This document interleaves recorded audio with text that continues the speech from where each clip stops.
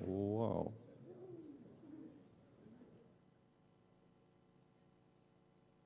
There's some Finnish presenter notes, I see. I can't remember putting them there, but okay.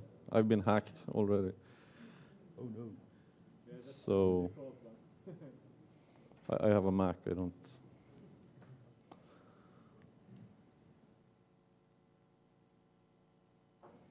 Oh yeah, right. The first one is blank. So could I usually have some presenter notes here. Is that going to be a difficult thing to? Never mind. My Finnish is not that good, so if you could help me with the menu options to try to find a presenter view where I can see the presenter notes. Yeah. Sorry. Great. So I'll beg your pardon early on because I actually have to leave. I'm in a rush after this presentation, so there won't be a lot of time for questions. And I don't know if many of you know Vasco Duarte. I know him fairly well. We used to organize a conference in Stockholm, Lean conference. Maybe a few of you actually attended. There were a lot of people from Finland. And I was actually scheduled to talk at the Booster conference in Norway today. But when Vasco reached out and asked me if I couldn't come to this conference, I thought, yeah, it would be a blast to meet Vasco again and go to Finland. And so I rescheduled, but that means I unfortunately have to leave immediately to go to the airport, to go to Norway. And then it turns out Vasco isn't here anyway, but I am enjoying myself nonetheless. So thank you for having me, I guess I'm trying to say. So this presentation is about leadership at Spotify. If you're not interested in that, you're in the wrong room probably.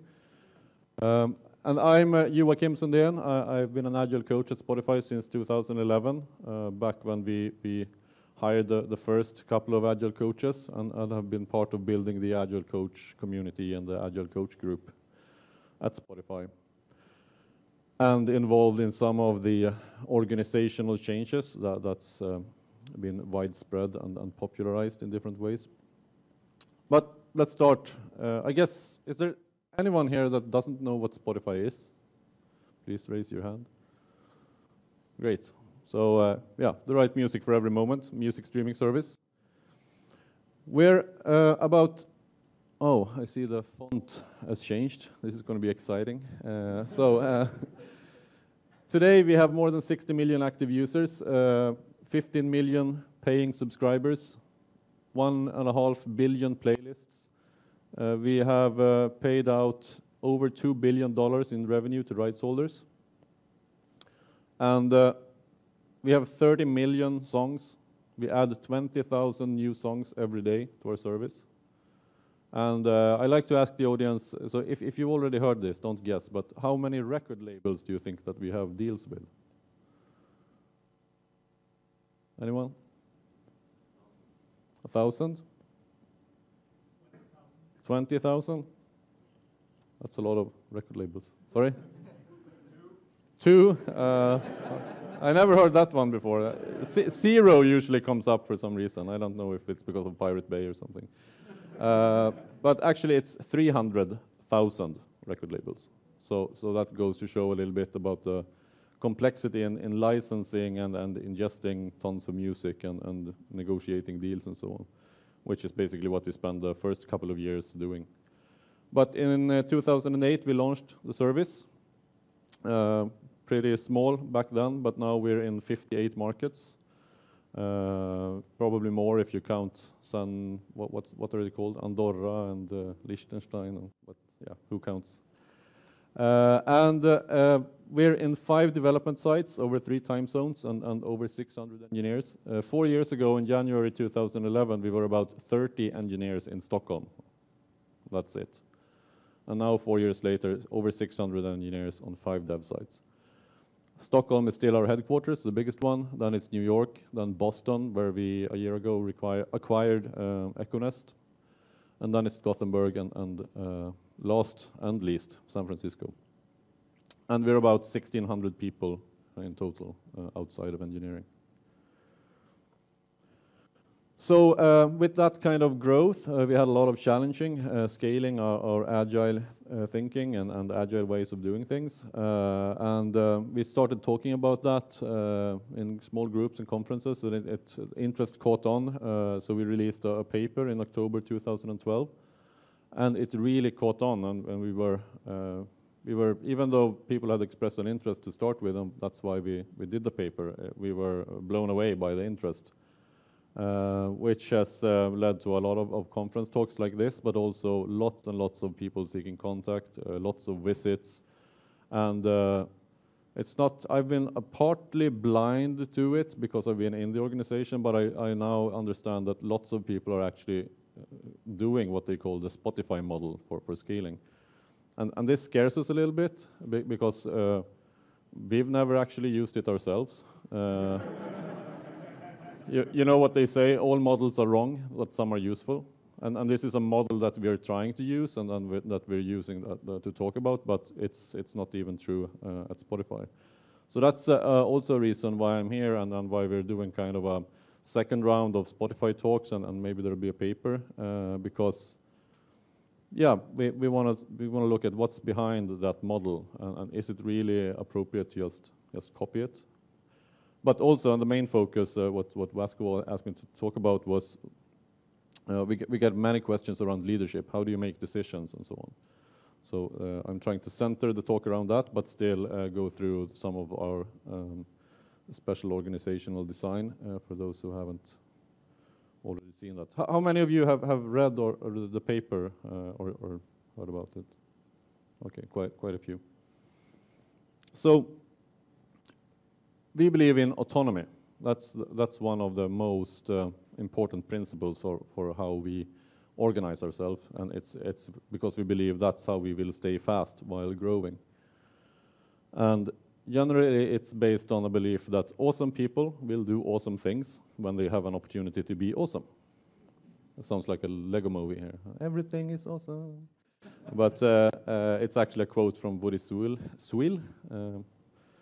no estimates and mob programming guy, who's been working a lot with Vasco, coincidentally. And at the center of our organizational design, following the autonomy principle, is the concept of an autonomous squad. In the words of our CTO, it's the most important feature of our organization, and all other features are designed to support that mini startup-like squad. We're about 85, 90 squads at the moment. And because everything is centered around these teams, they need a lot of things. They need alignment with the rest of the organization to be able to deliver what we want, not just run amok with their autonomy. We want them to be highly effective. We want them to be intrinsically motivated. We want them to be autonomous, to be able to have personal and professional growth, continuous learning and improvement. And leadership to us is any act in support of these things, no matter where it comes from. And the role of management, I would say, is to serve and support an environment where everyone can excel at their work and their life. And just to give you an example of what the squads do, so all squads are cross-functional. They try to take the product from with an end-to-end perspective, from idea to actually releasing it and understanding how the user's behavior is different. They are small, never more than 10 people, use some kind of agile way of working, and has a clearly defined mission. And examples of these missions is, this is the browse team, the start page. They own that in all different clients. We have one team that's playback. They own the playback thing. And as with a lot of these features, it's like, oh, playback already works. Why do you need a team around it? Oh, why do you need 3 payment teams? The payment form is already there. But Probably most of you know that it's always more complicated than that, especially going into new markets with lousy internet connections, such as the US. We need to figure out totally new approach to playback. And we have the iOS container. That's part of our client infrastructure squads. That's a type of squads that are helping the others to deploy more easily on that platform. And one last example is the artist squad. And the illustration shows that if the artist squad wants artist pages to be available on iOS and Android and web and desktop, they need to have all that competency in their squad. They can, of course, ask for help, but it's their main responsibility to do it. In that sense, they own the whole mission end to end. But except the informal leadership, which I will get back to, we have 3 clearly defined formal leadership roles supporting the squad and really close to the squad. That's the product owner, the chapter lead or team lead, and the agile coach. Oh, I actually switched them around. C is coach, CL, chapter lead. And we spent a lot of time and effort developing these people. We try to hire really good people to start with. And then we have first-time leadership programs to also grow people internally. And the kind of investment it is maybe we send everyone to an offsite for a couple of days working with some great organization in leadership training that we have designed a special training together with in New York for 3 days, doing experiential leadership training, going out and working with schools and different things. And we learn coaching skills and other skills, and then we practice them until it's time for the next session a couple of months later. Maybe we all convene in London and do some more training, and then there's a lot of exercises in between, and then reconvene again. And so it's a big effort to train. And we do like role-playing one-on-ones with real actors that lose their temper in the middle of a session and so on, so you get some experience in handling that situation and so on. And let's start with the product owner. So squads needs help with what do we do and why? What's the product vision? What's this squad's particular mission? What's the purpose? How can we align with other squads? And how can the product owner support the squad? And this picture is of a product owner framework that's been developed by some of our agile coaches and product owners in collaboration, and it's getting spread around Spotify. So we look at working with the world, working with the product, working with the squad, and working with the process. And a little bit, so these working with the world and the product, that's quite common, but this is also to show that we really emphasize the product owner's leadership also with working with the team. And looking at agile and lean methods and incremental development and autonomy, and it's the product owner's responsibility just as much as everyone else to make sure that the team can be autonomous and have good collaboration and teamwork. And also, with this autonomy and focus on supporting the team, we ideally picture the product owner as a more of a facilitating role. It's, of course, as with all these roles, it's situational leadership. So some teams will need a product owner that's basically telling them what to do. It's like in the old Scrum textbook sense. But ideally, it's more being the expert and facilitator for business value in the squad. And to give you one example of something perhaps a little bit in between is from the artist squad when they do quarterly planning to come up with a roadmap and goals. So the product owner typically prepares a suggestion. These are the high-level things that I believe that we should achieve, and it's in the sense of how can we cross the river, not this is the bridge I want you to build and this is how I want it to look. And this is what's happening in the market right now. This is what other teams are doing. This is some news from the product days and the strategy meetings. And all the team members contribute with ideas and suggestions. How can we reach this goal? We call in artists. We have resident artists at Spotify, so we call in them to the workshop that we do in the offsite to get feedback and ideas and feedback on the team's ideas. Then we gather all ideas together and agree on a roadmap and priorities together as a team. So the product owner is more of an expert and an enabler for the team to do that. So then we, applause. So then we have the Agile coach. The Agile coach role is about growing high-performing teams, continuous improvement, a good performance strategy or way of working that's fit for the team, foster collaboration, Agile and lean practices and values, and also grow a high-performing organization. You can see that these circles, they're from Lisa Adkins and Michael Spade, I think. So team facilitator that facilitates practices and collaboration of one or a few teams. We certainly do that, but usually it's just in the beginning. I mean, I almost never facilitate the sprint planning and not even basic squad retrospectives any longer. It's more that we help them with that in the beginning, and then we try to coach and be present and observe and help people to develop themselves. So on the next level, we develop teams, mentors others, and advises managers. And on the last level, enterprise coach develops leaders, focuses on culture, catalyzes change. And although it varies between Agile coaches, all of the Agile coaches are encouraged to operate on all three levels.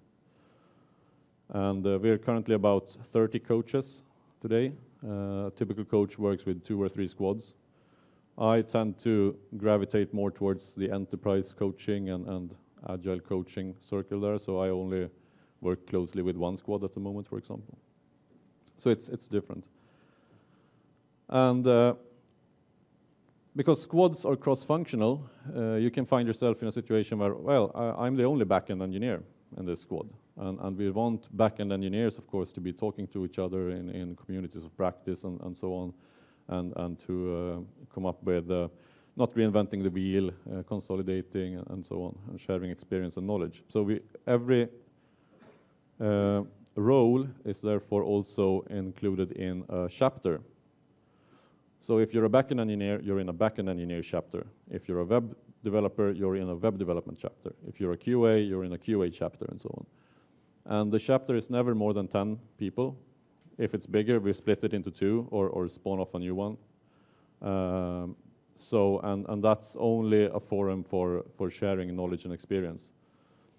But here's the twist on our matrix organization, that one of the chapter members is the hiring manager for the others, and has responsibility to grow individuals, to grow the engineering culture, spread things like TDD and good tech practices in the chapter, and to support the squads. And it's not the work of the job description of the chapter lead is not to come up with the best technical solutions or to say that, oh, we should do this and that. It's also likewise with the product owner. It's more about creating an environment and facilitating so that the members of the chapter can grow the engineering culture. And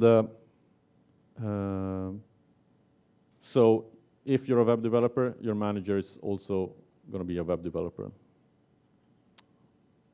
Yeah, and some common patterns that we see, because chapter leads are combining being an active engineer with having these managerial responsibilities. So typically we say it's 50-50, but that's just we say. I mean, that's, you know, all models are useful. No, wrong. Some are useful. So when we recruit people, that's what we tell them. And it ends up actually being true in sometimes, but on other patterns that we see they usually operate by is to, for instance, spend 1, 2, or 3, or 4 weeks with a squad that really needs support or help. It could be like needing the chapter lead's technical expertise, or There are some team dynamics that are not working, so the chapter lead like places herself in that squad. It could also be that what we call bumblebeeing. A chapter lead attends all squads where he has chapter members, and then decides on that day where will I do the most good, and that's where I'm going to spend my time. And some chapter leads go all in on the managerial part. For example, when the chapter is very big and about to split, or when there is a lot of recruitment, because the chapter leads are also ultimately responsible for recruitment with the support from HR, and they try to a great extent involve all the squad members in the recruitment process. Or sorry, all the chapter members. And since you can have chapter members in different squads, or you typically do, and you can have 2 chapter leads working in one squad, it's very clear that the chapter lead is not a squad lead. It's not a team lead in any sense, or a tech lead. And that's an intentional design on our part, because we want individual engineers to take ownership of these things. So these 3 roles, formal leadership roles, often form together in something that we call a potluck. Chapter lead used to be called team lead, so POTLAC. And incidentally, potluck is an English word for, you know, everyone brings something to the table. Knytkalas in Swedish. In some departments like mine, this is not as emphasized. It's usually when I work with a team, we have a sprint planning, everyone leaves, and typically the chapter leads and the product owner and the agile coach just linger and talk about what happened, is there anything that we should keep tabs on, and so on. But in some other departments, it's a more formalized meeting that happens every week or so. And it's about supporting the squad. It's never about representing the squad. We want squad members to do that themselves. So it could be supporting the squad in setting the direction. We have had this problem sometimes that because of our focus on autonomy, you can be kind of navel gazing and not really reaching out to other squads. So you have to balance benefiting Spotify as a whole, that's number 1, and serve the squad's missions and OKRs. That's number 2, actually. So because agile coaches typically work with a lot of squads, POs have one leg firmly in the product organization or similar, so they already coordinate with a lot of people, and chapter leads have members in different squads. It's natural for them to take a step back and look at the whole picture. So from that sense, they can support the squad and filter information and so on. That can be helpful for them. And in general, support the squad in the journey towards high performance through focusing on team dynamics. That's not only the agile coach's responsibility. It's the chapter lead and the product owner helps. And with more result-driven activities, let's focus on lean and agile methods, innovation, quality, speed. So to give you an example, of what this could look like in practice. A squad is growing too big, and I've worked with a lot of teams in over my years as an agile coach, and I typically see that they are struggling because they are too big, way before they want to realize it themselves, because there's a tendency that they don't want to split, they want to work together. So typically that's something that we identify in the potluck and try to tell them and coach them and try to ask them things like, how would you know in the future if you're too big? What would be the signs and so on, and help them to realize that they are. Perhaps it's unfocused stand-ups or teams forming within the team and so on. So one way we handled this was that we got them to realize it. The product owner drafted a couple of new missions, looking at what are we doing in the future, and invited everyone to a workshop and said, here's an idea of the missions, and the agile coach facilitated a workshop to refine the missions with input from the teams. And we drew circles for the different missions, printed avatars and put them up. So I want to be in this mission. Oh, I want to be in this mission.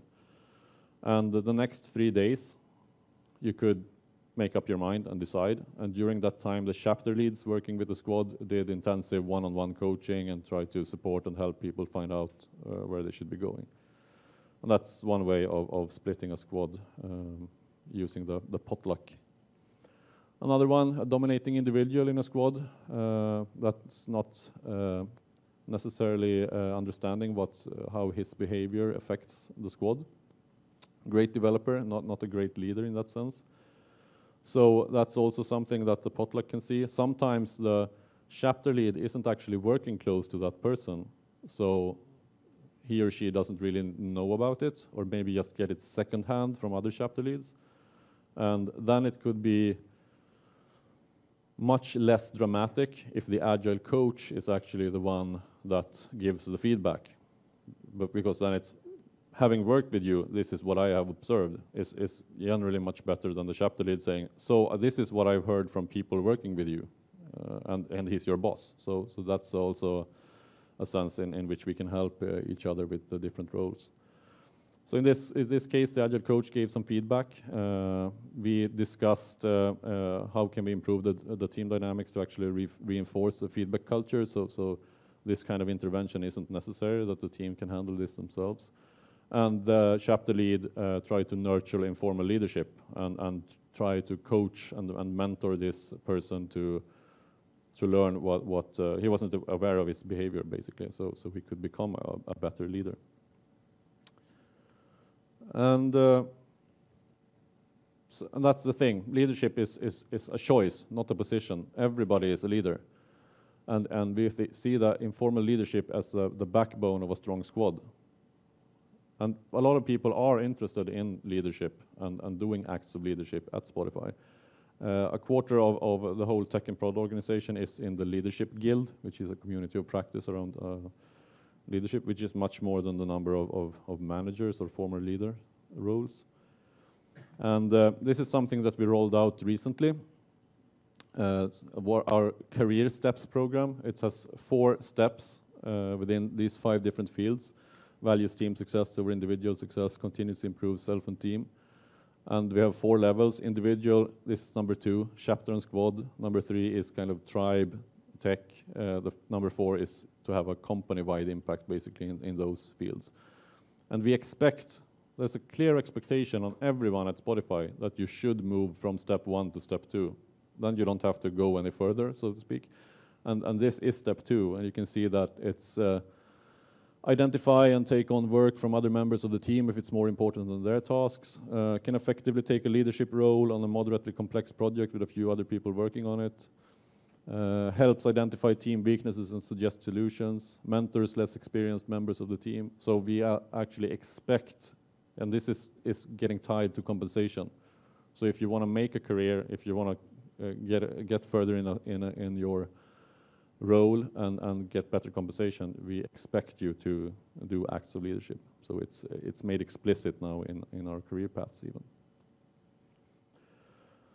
Okay, so beyond squads and chapters, several years ago, and which spawned this whole paper and the Spotify model, we grew something called the tribes. It's basically a collection of squads that are working on similar things. We wanted them to have a smaller context as the company was growing too big, through which we could filter information and make it easier to know who's the go-to guy for these questions. One example is I didn't have those examples. Infrastructure squad tribe and the music player tribe. So infrastructure as a tribe, they have as their mission to something like make sure that all the other squads and tribes at Spotify can iterate faster. So they support them in infrastructure and operations. It contains squads like CIA, the Continuous Integration Agency, the Gates Foundation, which is something around web gates. That's, I don't know, they go crazy with their names. And music player is another one where it's the core music player experience at Spotify. So we basically have playback that I talked about earlier, content that ingests all the things, metadata quality, browse, and artist. So kind of the core things. I work in More Than Music, which is a kind of a bucket tribe, more than music, what's left over. But we have actually a pretty clear focus around growth and conversion with payment squads and growth innovation, or some would say growth hacking squads. And when we grew the tribe organization, we have the tribe lead as a new formal leadership role. And the number one thing is the tribe lead is the manager of all the chapter leads in the tribe. And in most cases, at least to start with, for all the Agile coaches. It isn't until the Agile coach group gets so big in a tribe that it actually makes sense to have an Agile coach chapter lead, then it kind of shifts. So the ultimate responsibility of the tribe lead is to grow a high-performing tribe and to create an environment for autonomous squads where they can become high-performing. To grow strong chapter leads and coach the Agile coaches, challenge them how to improve the tribe, and looking at a wider perspective than just working with the squads, and to build a strong tribe leadership team. So each tribe has a management team consisting of all the direct reports of the tribe lead, so the Agile coaches and the chapter leads. And this is where all models are wrong, but some useful. So looking at the music player tribe, we say that every tribe should be co-located, but we're in both Stockholm and Gothenburg with the music player tribe. We say that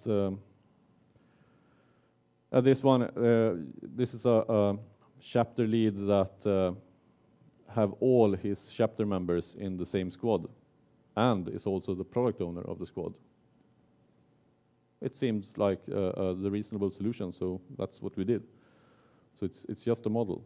And here we have a QA and test automation chapter lead who is also an Agile coach.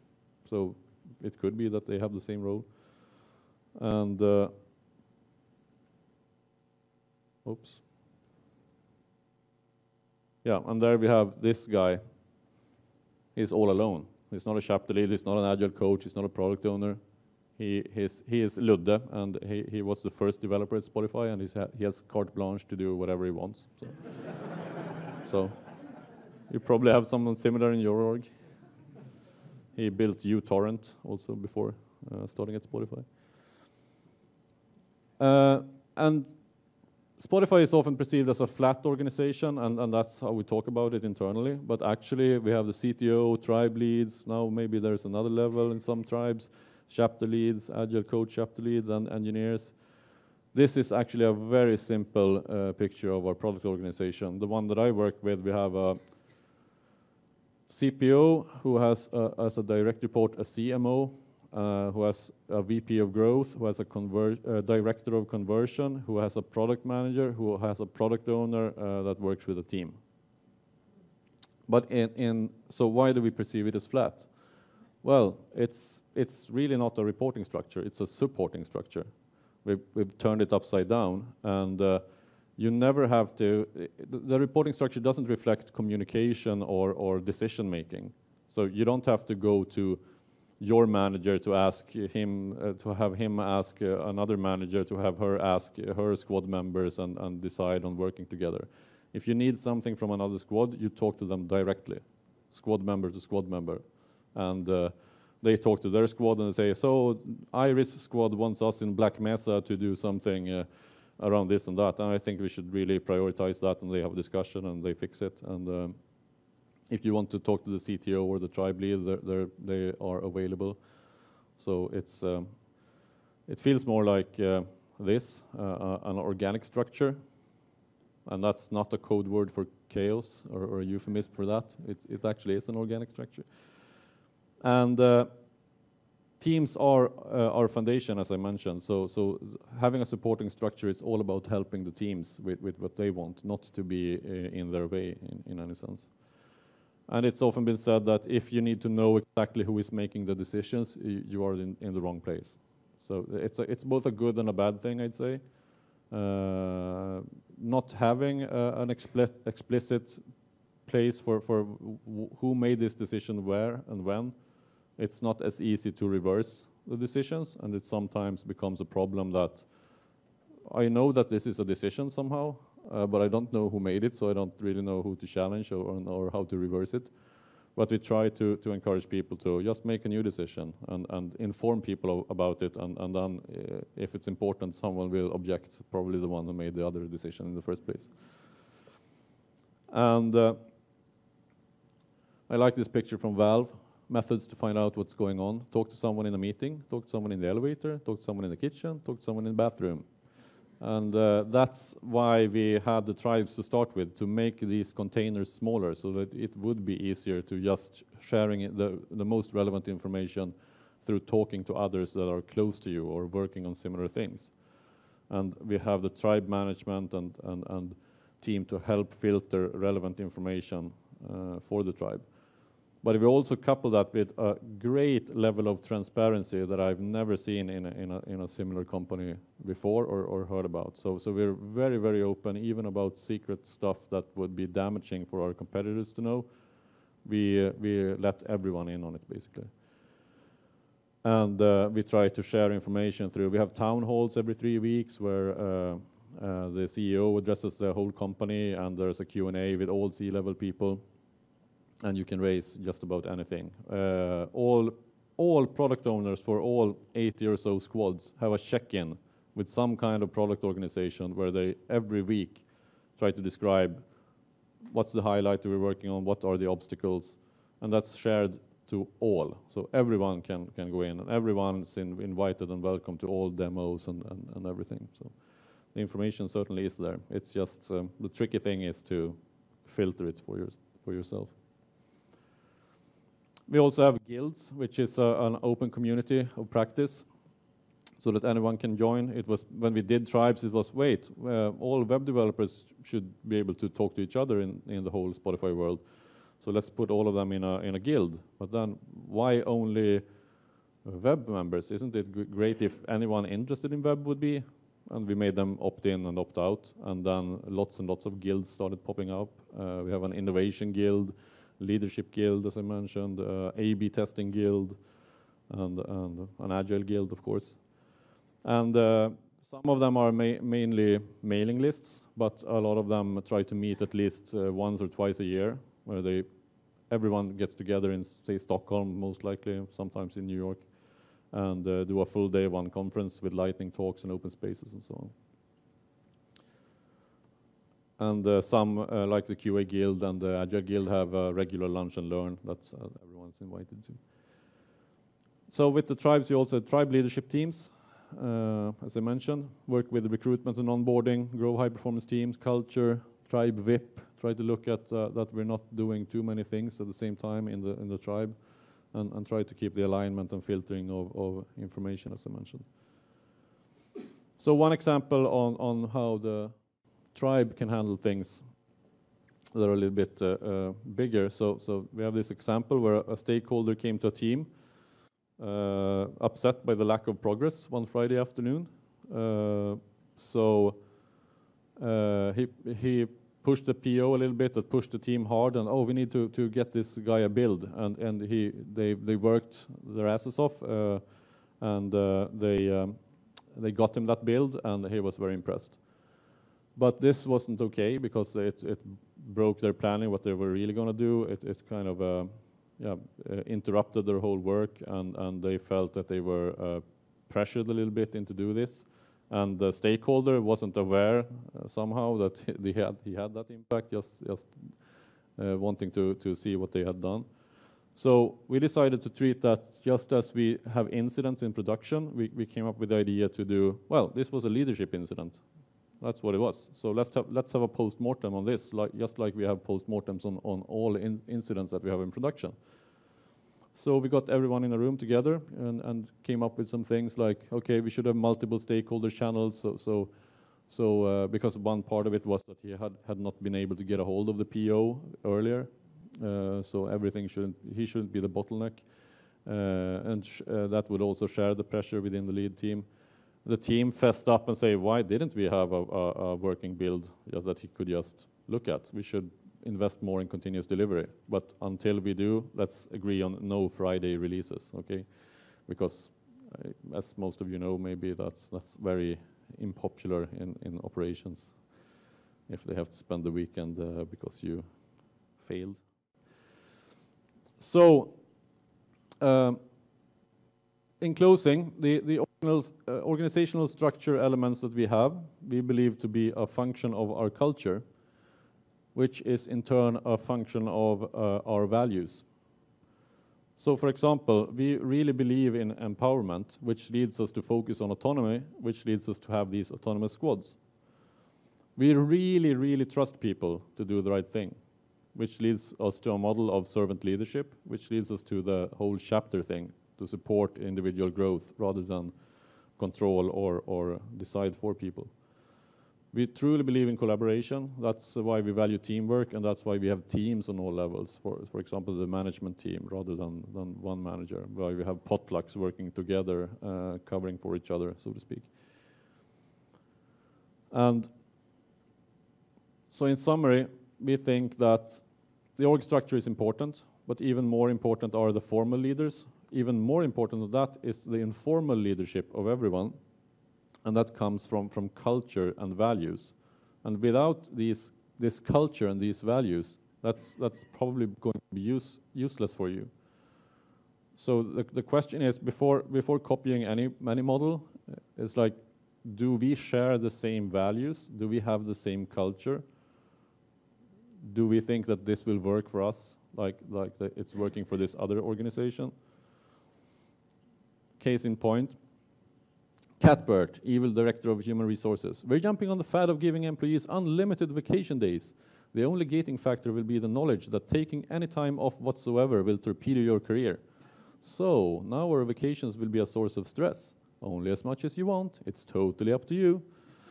And that's one example of applying a fad and not having the culture and the values in place to support it. And that's, I want to say, the number one thing that I think is special about Spotify and for our values and our culture that I see missing in other organizations is this. And now I believe that this this video won't work, actually. So I have to switch computers, and it usually messes up the video. And I can Google for it, but I will give away the thing. There's no sound. Don't worry, she's gonna catch you. It's called the trust fall. Don't worry, she'll catch you. Ouch. So. Oh, there's no video. Oh. I was.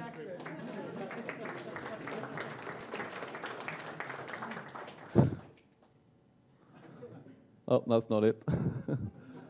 What's up with this? YouTube always start playing other videos. Yeah, so this is it. Don't worry, she's gonna catch you. It's called the trust fall.